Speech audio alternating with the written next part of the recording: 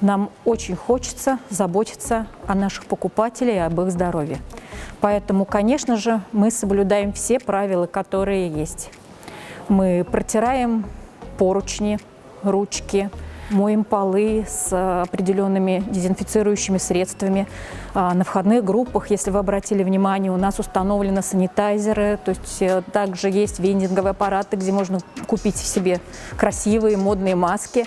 Сейчас это тренд, актуально очень. Также все магазины следят за тем, чтобы люди, которые заходят за покупками, были в масках и желательно в перчатках.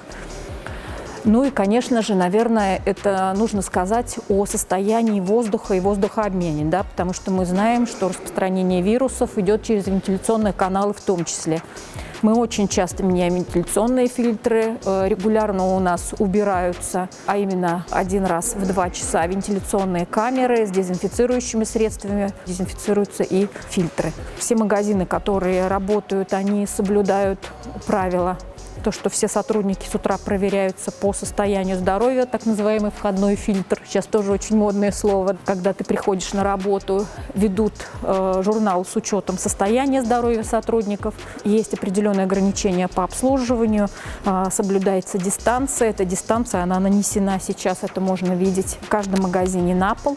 И по коридорам торгового центра это тоже можно наблюдать, что мы стараемся разделить потоки, стараемся, чтобы люди ходили, не дышали друг другу в лицо. Для нас очень большое достижение – это открытие парикмахерской Old Boy. Они выполнили все требования, связанные с видеонаблюдениями, с средствами защиты, которые должны быть у сотрудников.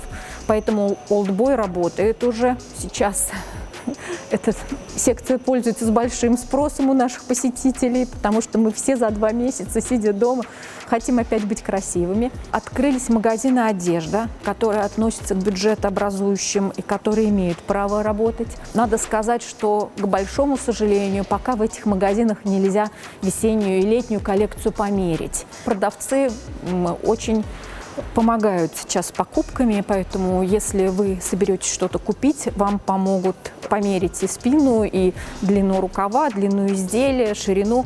То есть фактически вот все эти мерки, соответственно, с вас снимут, приложат к одежде. Ну и на крайний случай, если вы пришли и вы понимаете, что вам одежда не подходит, вы всегда эту одежду можете вернуть. После возврата в магазин она отпаривается и, соответственно, возвращается на вешалку.